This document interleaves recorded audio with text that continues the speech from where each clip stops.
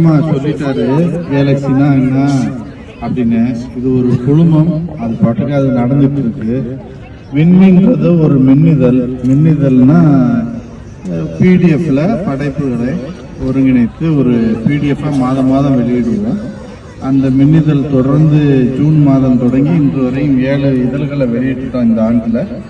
தொடர்ந்து அதை செய்ய கண்டிப்பா இனிமே மின்னிதழ் தொடர்ந்து வெளிவரும். அதுக்கான முயற்சி தொடர்ந்து செஞ்சுக்கிட்டு இருக்கிறோம். ஒரு பெரிய குழுவே அதுக்காக உழைச்சிக்கிட்டு இருக்கு. அந்த இதுல நம்ம சிந்தனைகள், நம்ம எண்ணங்களை ஒவ்வொருத்தரும் படைப்புகளா எழுதி அனுப்பலாம். கதையாக, கட்டுரையாக நீங்கள் வாசித்த புத்தகத்தை அறிமுகம் செய்யலாம். குழந்தைகள் படம் வரைந்தாங்கன்னா அந்த படத்தை கூட அனுப்பலாம். அது எல்லாமே அந்த புத்தகத்துல வரும், அந்த மின்னிதழ்ல வரும்.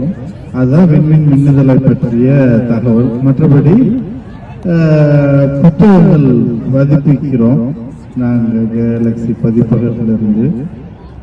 புத்தகங்கள்னா எந்த வகைமையான புத்தகமாகவும் இருக்கலாம். எனி ஜானர், கவிதை, கட்டுரை, ஏதாவது சிறுகதை, நாவல், எதுனாலும் பண்ணலாம். ஆங்கிலத்திலையும் பதிப்பிக்கிறோம், அரபியில பதிப்பிக்கிறோம், இங்கிலீஷ்ல, அப்புறம் வேற என்ன மொழியில பண்றோம், மலையாளத்துல பண்றோம்.